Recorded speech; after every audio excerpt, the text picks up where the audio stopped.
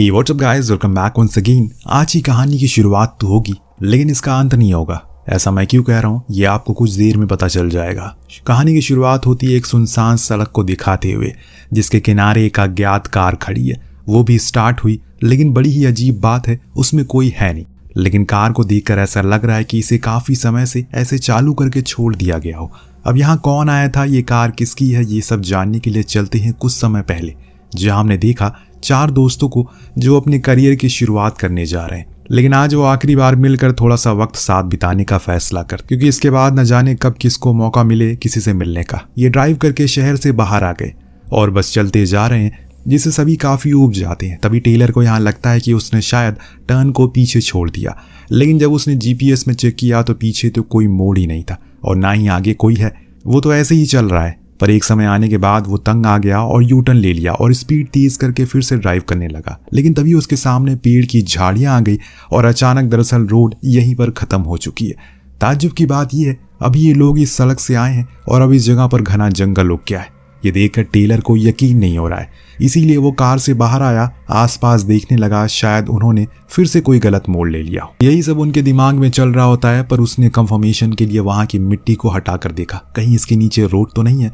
पर वहां की जमीन को देखकर मालूम चल रहा है कि ये जंगल सदियों पुराना है। इतने में पीछे से जेम्स भी आ गया। दोनों ही उस जगह का मुआयना करने लगते हैं कि तभी अचानक से जेम को कुछ बहुत डरावना दिखा, जैसे कि मानो कोई जंगल में बैठा हो। वो इस बारे में टेलर को बता कि तभी न जाने कहां से अचानक से एक एक करके इतने सारे लोग उसी जंगल में भागकर इनकी तरफ आने लगे।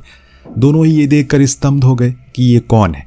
पर उन्होंने इन्हें कुछ भी नहीं किया बल्कि भागकर कार की तरफ खड़े हो गए और अंदर बैठे डेफ और फ्रेशर से मदद मांगने लगे। वो इतने ज्यादा परेशान थे उन्होंने फ्रेशर के हाथ तक को नोच डाला। इस चीज को देखकर बाहर खड़े दोनों ये समझ गए कि इन सभी को सिर्फ और सिर्फ कार ही चाहिए, क्योंकि वो तो बाहर ही है और उन्होंने कुछ नहीं किया। इसीलिए वो डेफ को इशारा करते हैं कि पीछे आओ। वो समझ गया कि वो क्या कह रहा है, इसीलिए वो फौरन कार को स्टार्ट करती है और रिवर्स गियर करके पीछे भागने लगती है। इससे उन दोनों को भी मौका मिल जाता है उसमें बैठने का, जिससे ये सभी वहां से दूर आ गए। अब सभी की जान हलक में आ चुकी थी कुछ देर के लिए, क्योंकि ये मंजर इतना ज़्यादा डरावना और हैवानियत भरा था कि उसे कई गुना ज़्यादा वो महसूस करने लगे थे। एक वीरान जंगल और अचानक से उसमें कई हज़ारों की तादाद में लोग भाग कर आने लगे। किसी का भी सीना दिल से बाहर आ सकता है, लेकिन सवाल ये है कि वो लोग थे कौन और उन्हें सिर्फ कार ही क्यों चाहिए थी। इन चारों से भी वो मदद मांग सकते थे। इन सारे सवालों के जवाब अगर अभी मिल जाएंगे तो कहानी तो यहीं पर ख़त्म हो जाएगी। इसीलिए थोड़ा इंतज़ार करिए और बने रहिए, देखते हैं आगे क्या होता है। उस डरावने मंजर को पार करने के बाद जाकर थोड़ा इनके अंदर जान लौटी है, लेकिन डेफ ने देखा कि कार का फ्यूल खत्म हो गया है। लेकिन अभी उन्होंने कार को रोका ही नहीं, क्योंकि ऐसा लग रहा है कि अभी वो भी इनके पीछे है। तो वहीं दूसरी ओर घायल फ्रेशर के हाथों से खून लगातार बहता जा रहा है। इसीलिए डेफ को आगे जाकर कार को मजबूरन रोकना पड़ता है। उन्हें अब उसके हाथ का कुछ करना पड़ेगा, वरना वो ऐसे मर सकता है। इसीलिए डेफ ने एक कपड़े से उसके घाव को कसकर बांध दिया ताकि उसमें से खून बाहर ना आए। तभी उन्होंने फिर से उसी झुंड को आते हुए देखा। लेकिन गौर करने वाली बात यह थी, इस बारी जो लोग आए थे वो पिछली वाली से अलग थे। क्या आप भी वही सोच रहे हैं जो मैं सोच रहा हूँ? जी नहीं, ये लोग कोई ज़ॉम्बीज़ नहीं है, ना ही कोई वायरस फैला है यहाँ, बल्कि माजरा इससे भी भयानक है जो सुनकर आपके होश उड़ जाएंगे। फिलहाल डेफ कार को बस भगाया जा रहा है बिना कहीं रुके। अभी भी वो लोग उनके पीछे पड़े हुए हैं, लेकिन ये लोग इन हालातों को इग्नोर करते हैं और बस उस मोड़ को देखते रहते हैं। जल्दी से वो टर्न आए जो इस जंगल से बाहर निकल सके। इन हालातों से ऐसा इन्हें लगता है। खैर अब ऐसे ही चलते चलते इन्हें तकरीबन 5 घंटे का समय बीत चुका है। तब से ही डेफ कार चलाए जा रहा है, इसीलिए उसे सीट चेंज करनी थी। लेकिन जब इन्होंने देखा कि कार का फ्यूल अभी भी उतना ही है, यानी कि पिछले 5 घंटे से कार में फ्यूल खत्म ही नहीं हुआ, हालांकि उसमें शो तो हो रहा है फ्यूल खत्म हो गया, तो फिर कार क्या पानी से चल रही है या फिर हवा से? चीजें काफी पेचीदा होती जा रही है। लेकिन अभी भी वो उसे इग्नोर कर रहे हैं, क्योंकि इन्हें सिर्फ उस मोड़ को ढूंढना है किसी भी तरह करके। चारों कार से बाहर आ ताकि थोड़ी कमर सीधी कर लें, लेकिन उन्होंने कार को बंद नहीं किया। जेम्स के कहने पर क्या पता वो बंद हो जाए और फिर स्टार्ट ही ना हो। कुछ देर हुई थी कि तभी कुछ और लोग इनकी तरफ आते हुए दिखाई देते हैं। ये फिर फौरन से कार में बैठ गए और भागने लगे। अब चीज़ें बर्दाश्त से बाहर होती जा रही है, इसीलिए डेफ सभी से कहती है हमें इस बारे में बात करनी होगी, वरना हम ऐसे ही इस जगह पर घूमते रहेंगे, न जाने कौन सी जगह है ये। वो कहती है क्या उस पूरे जंगल के अंदर ऐसे ही लोग भरे हैं, क्योंकि जहाँ हम लोग जाते रुकते हैं वहाँ ये लोग बाहर आ जाते हैं। क्या ये सड़क खत्म होगी भी या नहीं? सवाल ही सवाल था। अब जेम्स जो कि सबसे समझदार और दिमागदार था इन चारों में से, उसका कहना था हो सकता है कि हम सभी मर चुके हैं और जो कुछ भी अभी हमारे साथ हो रहा है वो आफ्टर लाइफ है। ये सुनने के बाद सभी शॉक हो गए। पूछा कि ये कैसे कह सकते हो तुम? तब जेम्स ने बताया, जब हम उस डेड एंड पर रुके थे कल रात में, तो हो सकता है कि टेलन ने स्पीड में उस जंगल में कार को ठोक दिया हो, जिससे हम सभी वहीं मर गए हो और उसके बाद से सारी चीजें घटित हो रही हो, जिसे ये खुद अपनी आंखों से देख ही नहीं रहे बल्कि महसूस कर पा रहे हैं। जैसे कि इन्हें ना ही भूख लग रही है ना ही नींद आ रही है। पर फ्रेशर के हाथ पर घाव इस थ्योरी को नकार देता है, क्योंकि उस हादसे के बाद उसके हाथ की चोट अब हील हो रही है, जिसका मतलब ये है कि मरे नहीं बल्कि जिंदा है, पर ये तो किसी जिंदा लाश की तरह हो गए। बस चले जा रहे हैं, क्योंकि अगर रुक गए तो न जाने वो झुंड इनके साथ क्या करेगा। खैर, अब कोई चारा ना होने के कारण इन्होंने फिर से चलना शुरू कर दिया और बारी बारी सीट बदलते रहे। इस बीच रेडियो भी चलाने की कोशिश में थे, पर वो भी नहीं चल रहा था। कार में बैठे 4 दोस्त थे। ऐसा लग रहा है कि अब सब के सब अनजान है, क्योंकि किसी से कुछ बात नहीं हो रही है। बस सब चुप्पी साधे बैठे हुए हैं, क्योंकि किसी का मन नहीं हो रहा है कुछ बात करने का। सबके दिमाग में एक ही बात चल रही है कि आखिर वो इस मनहूस जगह पर कैसे फंस गए। एक बारी फिर से जेम्स एक दूसरी थ्योरी के बारे में बताता है। हो सकता है उन्होंने किसी श्राप को ट्रिगर कर दिया हो, यानी कि उसके अंदर घुस गए हों, जिसके बाद हमें हमारे कर्मों की सजा मिल रही हो।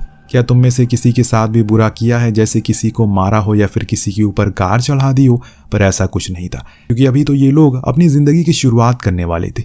जेम्स ने तो अपने दोस्तों से माफ़ी भी मांग ली, ताकि अगर उसे कोई गलती हुई तो वो लोग उसे माफ़ कर दें। अब ये सफ़र यहीं पर ख़त्म हो जाए, लेकिन कुछ हुआ नहीं ऐसा। जेम्स अब सभी से कहता है कि ऐसे हम बस खुद को बचाते रहेंगे और कार को यूं ही ड्राइव करते रहेंगे। कुछ तो हासिल नहीं होगा और ना ही हम इस जगह से कभी बाहर निकल पाएंगे। इसीलिए अब हमें कुछ तरकीबें निकालनी होगी कि या तो हम इस जगह से बाहर निकल सके या हमें हमारे सवालों के जवाब मिल जाए। सबसे पहली चीज़ इन्होंने करी, इस बीच जंगल में एक कार को रोक दिया और हॉर्न बजाने लगे। साथ में इन्होंने टाइमर भी लगा दिया, जिससे इन्हें यह सुनिश्चित हो जाए कि झुंड 1.5 मिनट के बाद आता है। और कार की तरफ तो अब इनके पास 1.5 मिनट है खुद की सारी मुरादों को पूरा करने के लिए। इस 1.5 मिनट में इस जगह से कैसे बाहर निकला जाए ये पता लग सकता है, पर कैसे ये हमें आगे पता चलेगा। डेफ अब प्लान बनाती है। हमें इस समय को अच्छे तरीके से इस्तेमाल करना होगा, तभी कुछ इस मसले का हल निकल पाएगा। इसीलिए ये लोग समय समय पर कार को रोकते हैं, फिर एक एक आदमी या तो जंगल के अंदर जाता है या कोई तरकीब निकालता है, लेकिन इसमें भी कुछ खास चीज़ें हासिल नहीं होती। और अभी भी ये लोग एकदम खाली थे, बस सवालों से घिरे और फंसे थे। आखिर में सिर्फ एक ही चीज़ इनके दिमाग में आई, वो थी पूछताछ, यानी कि उन्हें झुंड में से किसी एक आदमी की तलाशी लेना, ताकि पता चल सके कि आखिर माजरा क्या है। तो अब ये सभी फिर से अपनी कार को रोकते हैं और इस बारी डेफ कार को रिवर्स करके चलाती रहती है, ताकि उन्हें ज़्यादा समय मिल सके सवालों को पूछने का। अब जब ये जंगल में गए तो वहाँ सिर्फ दूर दूर तक पेड़ों की टहनियाँ दिख रही है, या फिर कुछ ऐसे आदमीरे लोग थे जो सिर्फ लेटे हुए हैं बिना किसी ख्वाहिश के। उनमें से एक औरत को इन्होंने उठाया और सवाल पूछने लगे कि वो कौन है और ये जगह कौन सी है। लेकिन वो औरत ना ही कुछ बताने को राजी थी ना ही कुछ बोलने को। बस जैसे ही 1.5 मिनट का समय बीता, वो एकदम से उतावले हो गए और मदद के लिए और बोलने लगे कि हमें बचा लो, हमें बचा लो। ये कहकर सभी कार की तरफ भागने लगे। हालांकि प्लान के मुताबिक वो सभी तैयार थे, इसीलिए इन्हें ज़्यादा कोई दिक्कत नहीं हुई कार में बैठने से। लेकिन अभी भी इन्हें कुछ हासिल नहीं हुआ, इतना सब कुछ करने के बाद भी।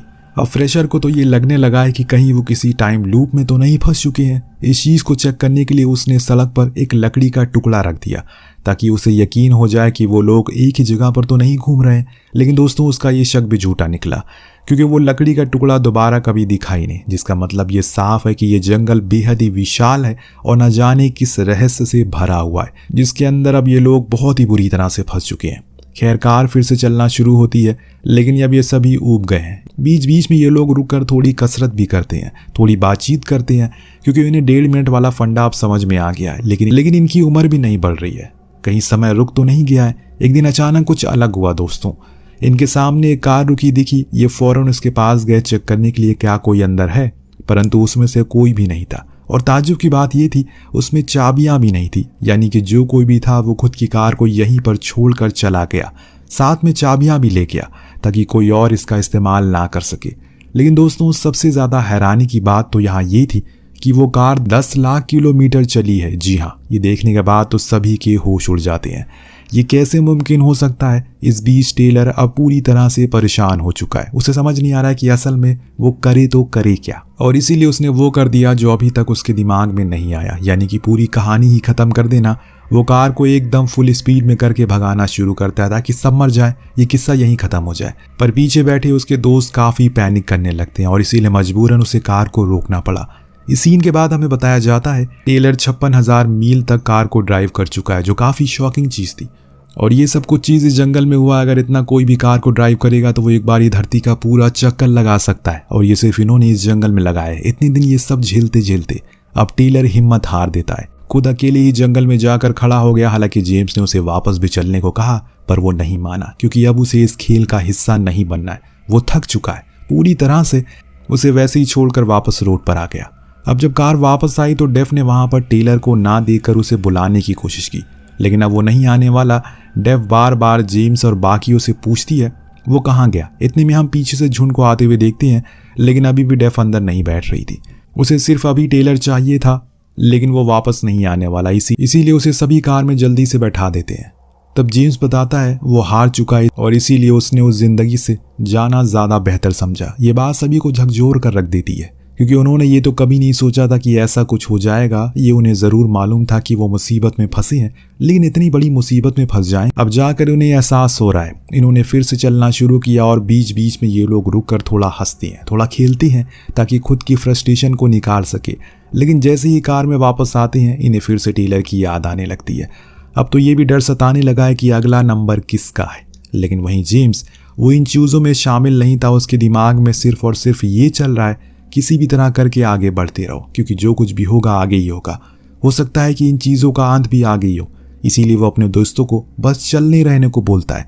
बीच बीच में अब इन्हें कुछ और कार भी मिलना शुरू हो गई थी, लेकिन किसी में भी कोई ड्राइवर नहीं था। लेकिन जब ये कुछ दूर आ गए तो इन्हें एक कार दिखी जिसका ड्राइवर वहीं पास में खड़ा था और अधमरी हालत में था, जो देख जेम्स समझ गया ये ड्राइवर भी उन्हीं की तरह न जाने कितने समय से ऐसे ड्राइव करे जा रहा है। लेकिन बीच में एक अजीब सी चीज़ इनके साथ हुई। 1.5 मिनट से ज़्यादा का समय हो चुका है, लेकिन वो झुंड अभी तक इनके पास नहीं आया। इसका मतलब साफ है ये इतने आगे आ चुके हैं कि अब लोग ही कम हो गए, शायद यहाँ तक कोई आ ही नहीं पाता। इसीलिए इनके पास अब ज़्यादा समय है जिसमें ये ज़्यादा देर तक ब्रेक ले सकेंगे। लेकिन जेम्स को अब ब्रेक नहीं लेना, उसे सॉल्यूशन निकालना है। इसीलिए वो ये कह देता है कि अपने दोस्तों से कि तुम लोगों को सिर्फ पीछे बैठ, क्योंकि अब कार सिर्फ मैं ड्राइव करूंगा। उसके अंदर एक जुनून आ गया था, साथ में खुशी भी, क्योंकि उसे अब रास्ता दिख रहा था यहाँ से बाहर निकलने का। कुछ तो प्रोग्रेस हुई है उसके मुताबिक, पर पीछे बैठे दोस्तों को अब चीज़ें रास नहीं आ रही है। उन्होंने तो उम्मीद खो दी है, अब कोई मकसद ही नहीं है उनका जिंदा रहने का। इसीलिए वो बार बार ब्रेक लेने को कहते हैं, पर जेम्स उन्हें सिर्फ कार में बैठे रहने को कहता है, जैसे मानो वो इन दोनों को कार में ही कैद रखना चाहता हो। पर यह चीज़ दोनों को पसंद नहीं आती, इसीलिए फ्रेशर कार की चाबियां निकाली। जैसे ही वो गुस्से में आ गया और इनमें हाथापाई हो गई। जैसे तैसे करके उसने कार की चाबियां लिया और फिर से कार को चालू कर दिया। लेकिन इस बारी उसे अकेले ही ड्राइव करना है, क्योंकि उन दोनों ने भी होप खो दी है। इसीलिए वहीं बैठ जाते हैं, सिर्फ अपनी मौत का इंतजार करने लगते हैं, क्योंकि ये खेल अब उनके बस का नहीं है।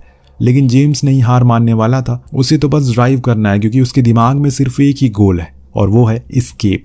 दिन बीतने शुरू हो गए, महीने खत्म हो गए, साल तक खत्म हो गए। जेम्स की किलोमीटर लाख के करीब पहुंच चुके हैं। वो रुका नहीं, जिसका नतीजा ये हुआ उसे आज बारिश देखने का मौका मिल गया, जो अभी तक कभी नहीं हुई।